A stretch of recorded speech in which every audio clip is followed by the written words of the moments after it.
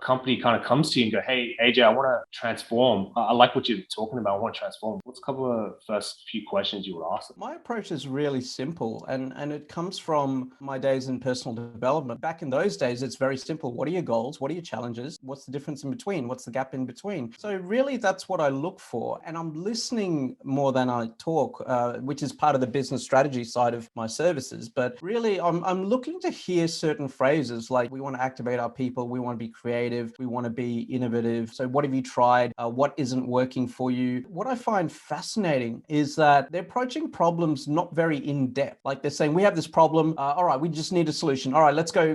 Who's a design thinking expert? Let's get design thinking in. Or we want people to collaborate. All right, well, knock down all the walls. Let's build open offices. At the end of the day, what we're all trying to do is improve business in terms of results. And to do that, you have to invest in really sort of thinking, helping your people think differently. So that's really what I ask people. I'm looking for the gap, and what they say will tell me, oh, okay, they've got that problem. And 9 times out of 10, man, it comes down to they haven't really thought about it in terms of people development. They're just pulling off programs that are off the shelf, design thinking workshops, agile, lean, and all that stuff is good. But what I find is that when you dig a little bit deeper, they're having trouble activating those programs inside a big corporate organization. Like people are so busy doing their job. Why on earth would they go on agile or a lean or something like that? So yeah, it's the gaps, man.